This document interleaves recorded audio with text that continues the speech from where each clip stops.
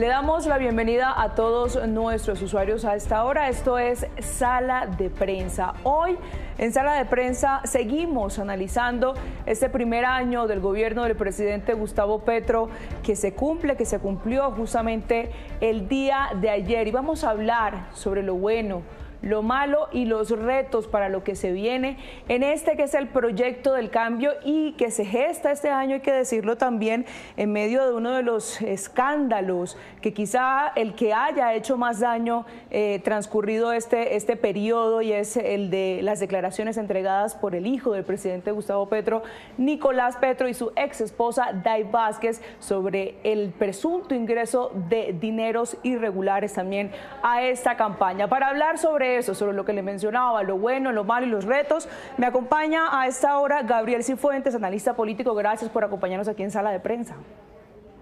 Alejandra, para usted, para Pedro y para toda la amable audiencia de Caracol Ahora, un fuerte abrazo. También le damos la bienvenida a Pedro Viveros, igualmente analista político, que nos va a ayudar a analizar este primer año del gobierno del presidente Gustavo Petro. Un saludo especial para ti, para Gabriel también, y a todos los que nos ven en Caracol Ahora. Bueno, se cumple entonces este año afrontando también el presidente Gustavo Petro ese gran reto de poder recuperar el impulso político en medio de este escándalo, como ya lo mencionaba, que vincula a su propio hijo, a Nicolás Petro, en una situación judicial bastante delicada y que deja mucho que decir justamente sobre lo que fue esa campaña política de este proyecto. Quiero comenzar, antes de concentrarnos en ese punto en específico, hablando de lo bueno, de lo que se puede rescatar también de lo que ha sido, como lo decía, este proyecto político del cambio, y quiero que hablemos de los que consideran ustedes fueron los logros de esta presidencia. Gabriel, ¿qué opina usted? Pues Alejandra, yo creo que el balance tiene claros y oscuros, como todo balance, y yo quisiera destacar en primera instancia que el primer año del presidente Gustavo Petro ha estado marcado por un manejo responsable de la política económica. Pudimos ver cómo se manejó de manera adecuada la inflación, cómo vimos una reducción en el desempleo, cómo también se han tomado medidas responsables para atenuar el déficit fiscal, decisiones incluso impopulares como es la reducción del subsidio a la gasolina. Entonces creo que en materia de política económica el gobierno del presidente Gustavo Petro disipa esos nubarrones que se habían anticipado de que esto sería una catástrofe para la economía. Si bien estamos en un proceso de desaceleración económica que es global, las cifras dan cuenta de que el manejo ha sido bastante ortodoxo, y eso es algo que hay que rescatar. Yo también, Alejandra, destacaría que el gobierno del presidente Petro, al margen del tono muchas veces confrontacional, ha puesto a todos los sectores en una posición de discutir a fondo una agenda social que era una de las grandes deudas que tenía este país. Si bien siempre se ha hablado de la salud, de la educación, de las reformas laborales, creo que por primera vez los sectores económicos directamente involucrados y los sectores políticos, que han sido un poco más reacios a esas transformaciones, han estado dispuestos a llegar a puntos de consenso. Ahí el gobierno no ha tenido la capacidad de lograr los consensos, pero la agenda de discusión pública sí ha estado ahí. Creo, y voy concluyendo, que es importante también rescatar que, si bien todavía estamos en unas fases muy prematuras, la apuesta de paz del gobierno, que entiende que la paz no se puede lograr a cuentagotas, sino que se tiene que abrir un abanico amplio de negociaciones, es un acierto también. Obviamente con mucha reserva, habrá que ver los resultados del cese al fuego con el ELN, cómo resulte el proceso de sometimiento de las otras bandas, pero eso es algo que merece ser rescatado. Y finalmente, en cuanto a la agenda internacional del gobierno, creo que las apuestas en materia de política ambiental, de transición energética, de tener un rol más protagónico en la región y la reapertura de las relaciones con Venezuela son puntos que merecen ser rescatados de este primer año de gobierno. Y algunos de esos puntos justamente, Gabriel, fueron mencionados en su discurso de ayer, allí en Boyacá. El presidente Gustavo Petro hablaba justamente como un logro, mencionaba la reforma tributaria progresiva. Ya me contará también, Pedro, por qué es tan importante la reforma tributaria progresiva también para los usuarios, para ilustrarlos un poco, el tema del restablecimiento de las relaciones diplomáticas con Venezuela, pero también el hecho que pasó en esos primeros 6 meses de gobierno, que fue haberse sentado a hablar con antiguos enemigos políticos, que también representó un punto clave dentro de esa iniciativa de gobernar para todos. ¿Qué opina y cuál es la consideración con respecto de los logros, Pedro Viveros, de esta presidencia, de ese primer año? Yo voy a decirle lo siguiente. Aquí en Colombia hay mucho culiprontismo en materia de evaluación de los gobiernos. Uno en el primer año no le puede decir a nadie si le ha ido bien o mal. Lo que uno puede examinar es si las bases de un gobierno que va a durar 4 años están siendo bien fundamentadas o no. Y si lo que prometió en campaña, que normalmente es un vademecum de promesas, y en países como los nuestros en 4 años casi imposibles de cumplir, pues se comienzan a ver cuáles son las bases de esa implementación de ese plan que ganó en las elecciones. Sobre esa base, para no ser culipronto, le repito, voy a decirle lo que a mí me ha parecido positivo. Me parece que llegaron nuevos temas, llegaron nuevas personas en esa posesión. El día que ganó el presidente Petro en el Coliseo del Campín, la mayoría de las personas, donde me incluyo, no reconocíamos a gente que estaba en esa tarima. Y eso a mí me parece muy importante para una democracia. Creo que eso es muy valioso, porque ya era hora de tener una vicepresidente afro, una mujer indígena embajadora, un embajador también, en fin, múltiples cargos y caras desconocidas en los carros oficiales, como decía Alberto Lleras Camargo a mitad del siglo pasado. También me parece muy importante el primer tiempo del primer año, porque el primer tiempo me parece que el presidente consolidó una gran mayoría en el Parlamento, que le permitió la aprobación de la reforma tributaria y del Plan Nacional de Desarrollo. Después el presidente rompió eso, pero me imagino que más adelante usted me va a preguntar de qué fue lo malo y lo voy a dejar para ese espacio. Esa sería mi conclusión, para no ponerme a decirle cosas que en un primer año de un gobierno que dura 4, pues yo todavía no comienzo a ver los resultados de la implementación de eso. Y ese culiprontismo, como usted mismo lo llama, Pedro, ¿incluye al mismo presidente y a sus ministros? Pues mire, yo no entiendo cómo se ponen, primero ayer me parece a mí un error de comunicaciones que han cometido seguidamente, que el propio gabinete le dé un respaldo al presidente. Eso pues es una cosa que no sé quién le maneje las comunicaciones al señor presidente, o que salgan a la protesta tanto el presidente como su gabinete, que ya ocurrió. No, eso no es por ahí. El presidente de la República, en mi opinión, debería decirle al país cómo va el mandato sentando las bases del gobierno, porque ninguna democracia moderna ni siquiera se evalúa por los logros, sino por la forma como están dirigiendo el Estado. Y en este primer año, le repito, el presidente tuvo 2 tiempos. En el primer tiempo se notó el manejo de un presidente, que alguien estaba manejando este país.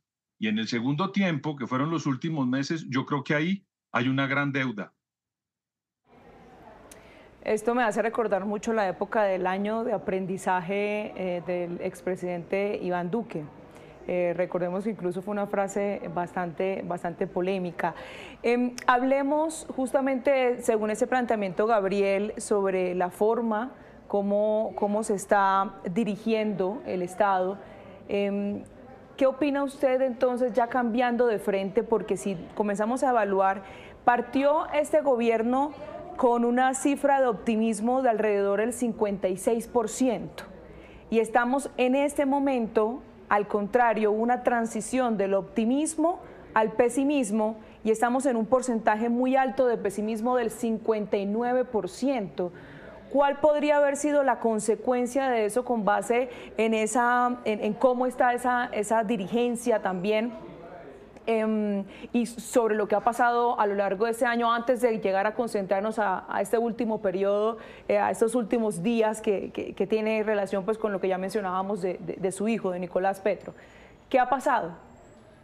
Pues Alejandra, lo primero es que son muy pocos los gobiernos que logran aumentar los índices de favorabilidad con el paso del tiempo. Generalmente todos los gobiernos inician en un punto muy alto y la tendencia siempre es a que se vean desgastada su administración. Sin embargo, sí es importante resaltar que en el caso del presidente Gustavo Petro y de esta administración, quizás muy parecido a lo que pasó con el presidente Duque hace 4 años, ese desgaste se dio a ritmos acelerados. Yo creo que son varias las causas. Creo que fue un gobierno que fue elegido con una enorme cantidad de expectativas, alimentado también sobre una profunda polarización, unas elecciones que estuvieron marcadas por discursos muy fuertes, por promesas casi que inalcanzables en tan poco tiempo y no solo en el primer año, que podríamos o no estar de acuerdo con la expresión de Pedro de culiprontismo, pero en términos generales este primer año, además del desgaste natural que pueda tener un gobierno, ha tenido que enfrentar una serie de situaciones que han afectado la credibilidad de la administración. En primera instancia, ha venido perdiendo respaldo y apoyos políticos porque pasó de un tono conciliador que estaba a la base de esa idea de generar un gran acuerdo nacional a un gobierno que ha tratado de ejercer presión sobre el Congreso en la medida en que no va al ritmo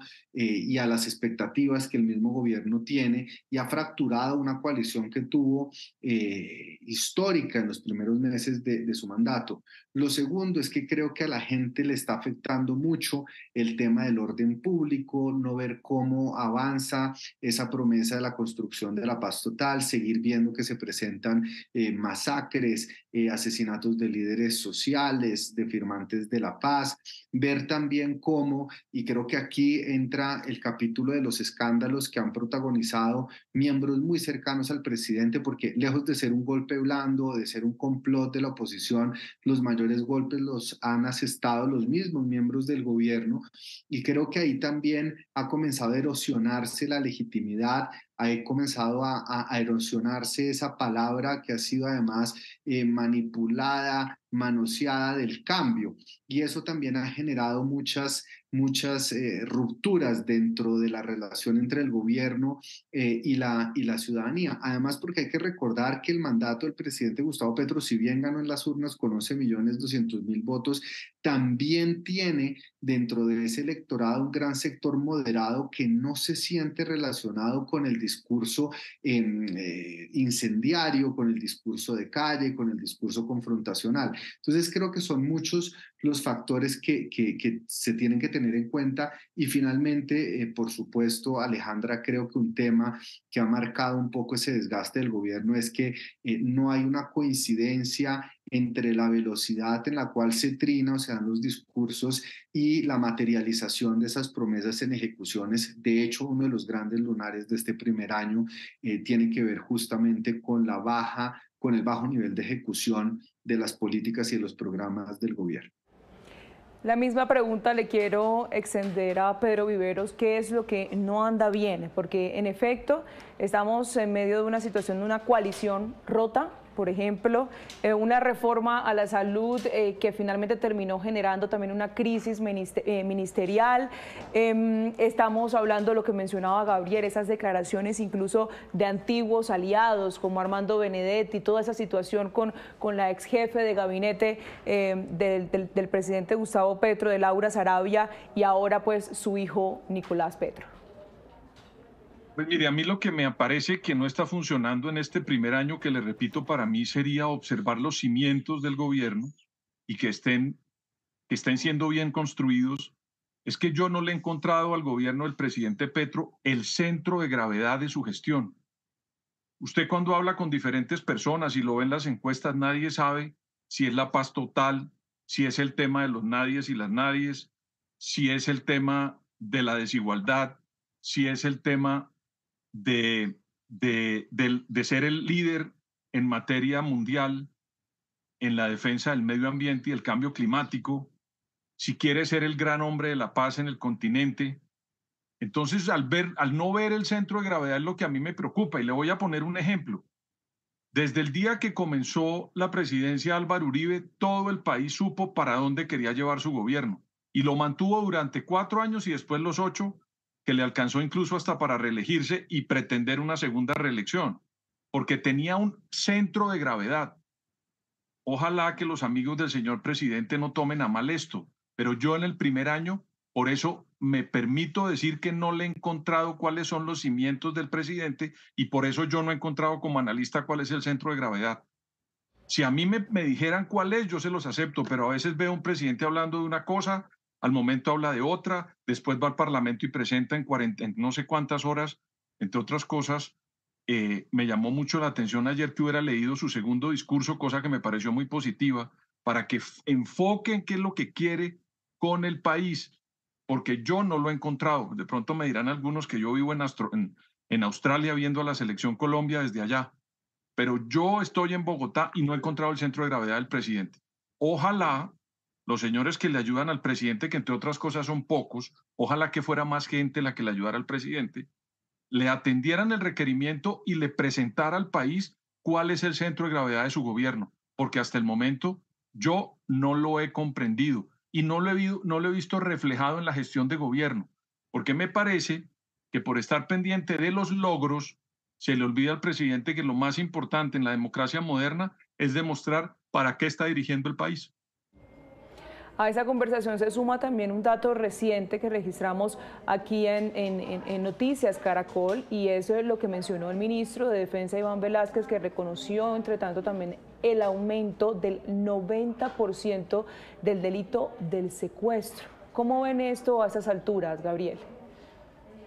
No, lo que decía Alejandra, creo que uno de los grandes lunares, por más de que se presenten cifras muy detalladas, las cifras pueden ser utilizadas de un lado o del otro. Creo que en cualquier ejercicio de rendición de cuentas que son normales, que se hacen aquí, que se hacen en Cafarnaún, en cualquier parte, los gobiernos tratan de defender su propia gestión. Yo no le meto mucha tiza a eso, pero sí creo que por lo menos desde un punto de vista de las cifras, no del ministro de Defensa, sino de medicina legal, las cifras de entidades y de organizaciones tan serias como Indepaz, por ejemplo, sí se puede ver una reducción de las operaciones de la fuerza pública en aras de controlar tanto en materia de orden público como de seguridad ciudadana, que si bien no responde exclusivamente a la Administración Nacional, sino que ahí también participan los mandatarios locales.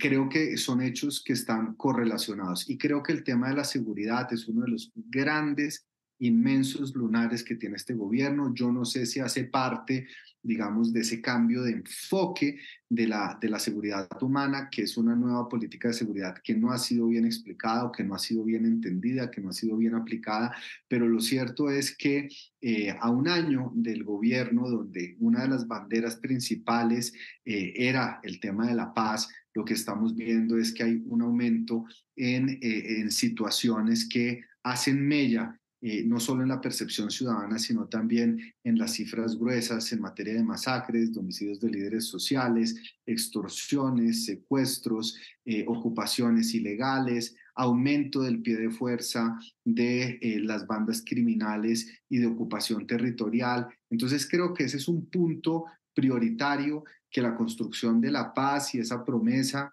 en la que creen muchos millones de colombianos frente a la paz total no puede ir en desmedro de las obligaciones del Estado de garantizar con toda contundencia la seguridad y garantizar la vida, la propiedad, los bienes y la integridad de todos y todas las colombianas. Tomando como referencia esto que nos dice Pedro Vivero sobre la ausencia de un centro de gravedad de gestión, le pregunto también a usted, Gabriel, ¿qué opina, qué cree que debe hacer este gobierno de cara a lo que se viene, los 3 años que faltan también para poder mejorar, si hablamos de índices, de números, esa tasa de pesimismo que se está registrando en ese momento, que ya lo mencionaba, del 59%? Pues lo que pasa es que yo creo, Alejandra, que nos fuimos de un extremo al otro.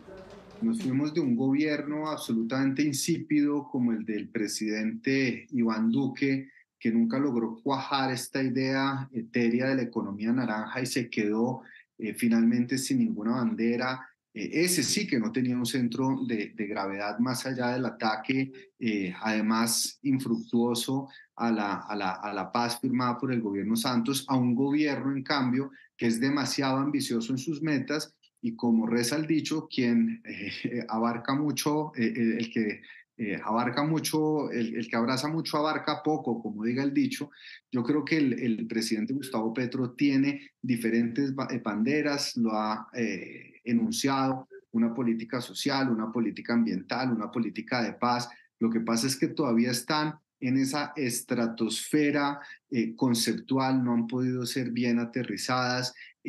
Creo que toda la coyuntura y la velocidad en la cual se pueden implementar las políticas va a un ritmo diferente de lo que el presidente esperaría y creo también que hace falta, hay un gran abismo entre esas propuestas políticas cargadas también de dogmatismo, de ideología y la posibilidad real de que el Estado avance en esa dirección, pues son unos abismos casi que insalvables. Pero yo no calificaría, con todo respeto, el gobierno del presidente Petro como un gobierno que no tiene banderas. Por el contrario, creo que se contrapone al gobierno anterior que no tenía absolutamente ninguno. Este probablemente peca por tener demasiados ejes de gravedad, como los ha llamado Pedro, y la incapacidad absoluta de cumplir con alguno de ellos en particular. Pues la precisión que es válida, reza el dicho, el que mucho abarca poco aprieta. Ahora, ahora hablemos justamente, concentrémonos ahora sí en lo que concierne a estos escándalos. Inicialmente, pues el del hijo del presidente Gustavo Petro, de Nicolás Petro, que creería yo, ustedes me corregirán, también es uno de los más graves, además que es el propio hijo el que está liderando esas acusaciones o señalamientos. Pero también venimos del escándalo anterior que vinculaba a su ex jefa de gabinete, a Laura Sarabia, a Armando Benedetti, un aliado también de ese proyecto político. ¿Qué efectos tienen estos escándalos, Pedro, frente a lo que se viene, también de cara a lo que se viene en ese gobierno? Pues como a algunas personas les gusta comparar, yo simplemente le digo que si se llegara a comparar este gobierno con algo, me da la impresión que así como al gobierno anterior de Iván Duque le correspondió manejar el COVID, que él no se lo inventó ni tampoco lo planteó en su programa de gobierno, me da la impresión que al presidente Petro en los últimos días se le está apareciendo un tema que le va a tocar manejarlo. Y es ese precisamente el que usted toca, el tema de la financiación de su campaña, el tema de unos funcionarios que han dado unas declaraciones muy complejas. Y mire usted cómo es la vida. Cada uno en su estilo va a terminar manejando problemas a los que no se comprometió cuando se posesionaron. Mire que eso sí es parecerse. Entonces, a Duque le tocó manejar el COVID, que no lo tenía en ningún planteamiento, y al presidente Petro está ahora metido en este escándalo que tiene varios capítulos que todavía no se han resuelto y que de pronto pueden durar mucho tiempo, como duró en la agenda del expresidente Iván Duque el COVID. Entonces, el presidente tiene que mirar muy bien cómo lo va a manejar para que no se le demore tanto ese problema en las manos, porque el problema que más comparan con ese es el de Ernesto Samper. Y ese problema Ernesto Samper hoy, casi 30 años después, no se lo ha logrado sacudir.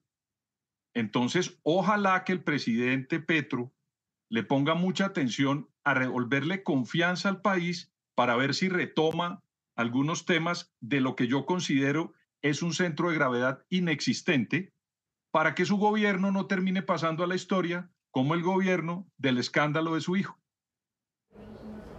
¿Podría convertirse, bueno, antes de cambiar de tema, quiero ir también con Gabriel para analizar justamente esa situación y los efectos de estos escándalos? ¿Qué opina usted? ¿Qué podemos sumar a este diálogo sobre lo que nos plantea también Pedro Viveros? No, Alejandra, es indudable que lo que ha ocurrido es de extrema gravedad. Es inocultable el efecto que va a tener políticamente. Es innegable que esto seguramente va a llevar a que el presidente y su administración tengan que dedicar buena parte de sus energías a la defensa y que esto sin lugar a dudas se va a ver reflejado en la gestión.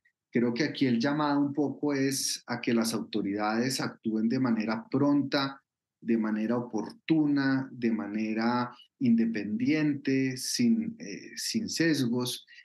Creo que es importante que se respete la institucionalidad, la separación de poderes y que se llegue al fondo y que responda quien tenga que responder. Yo creo que lo que se ha denunciado, y si bien hasta el momento de boca del mismo Nicolás Petro y de Daisuris Vázquez, hasta lo que se conoce, el presidente había estado un poquito al margen, esto sin lugar a dudas sí va a afectar no solo la imagen, sino también la capacidad de gestión del gobierno.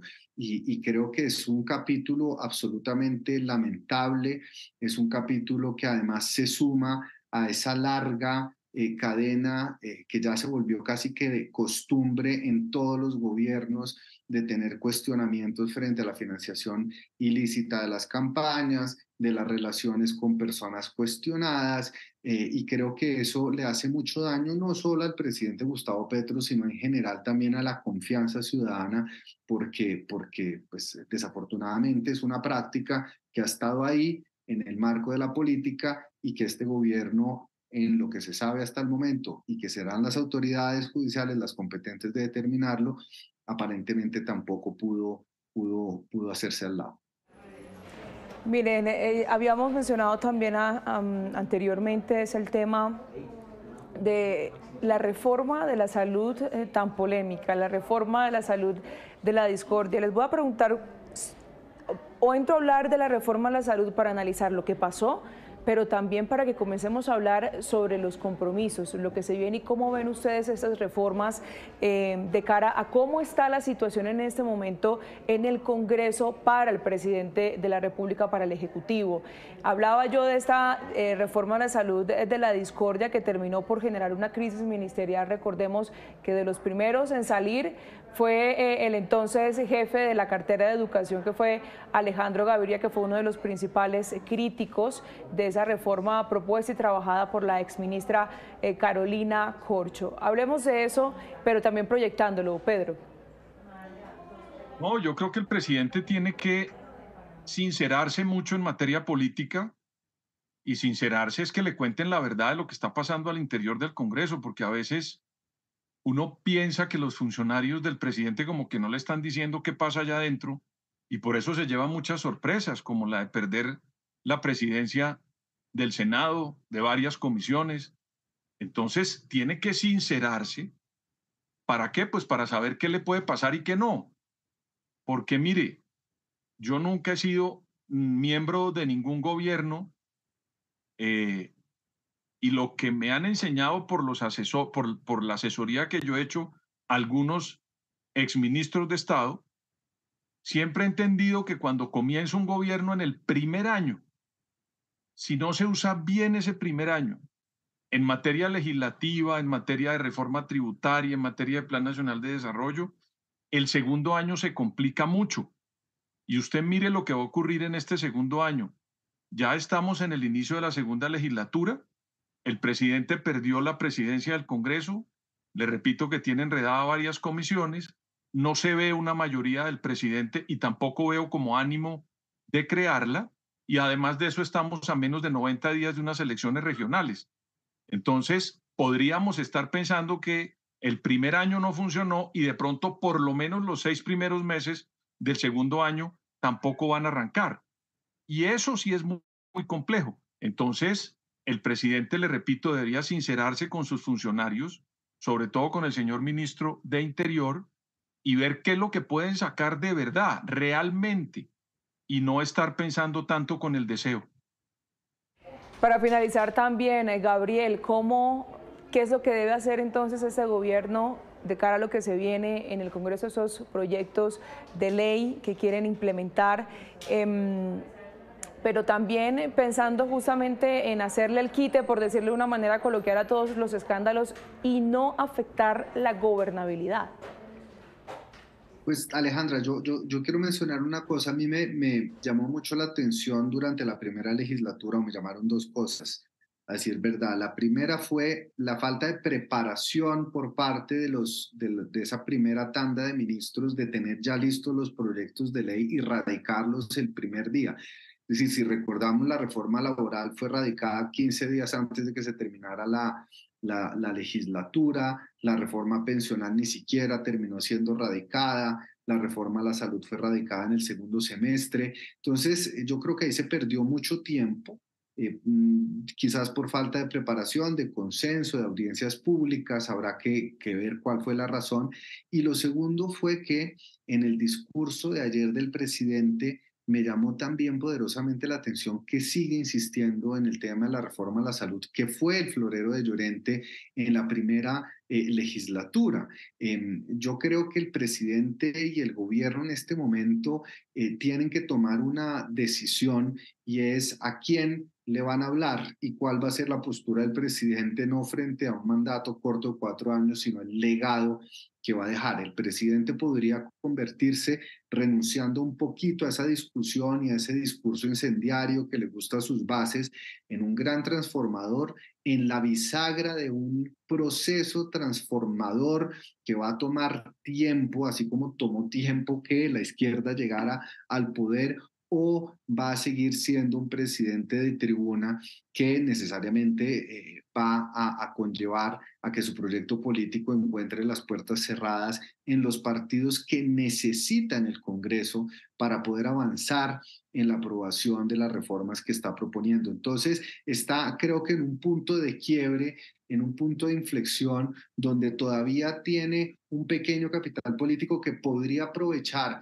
para generar esas mayorías precarias y tratar de recuperar algo de esa coalición que perdió y que necesita, obviamente sobre la base de la concertación, o terminar de atrincherarse, no lograr sacar los proyectos que le prometió al pueblo, y terminar en 3 años de una larga confrontación y de lo que se denominaría un filibusterismo, es decir, un bloqueo completo del Congreso hasta que no haya un cambio de gobierno.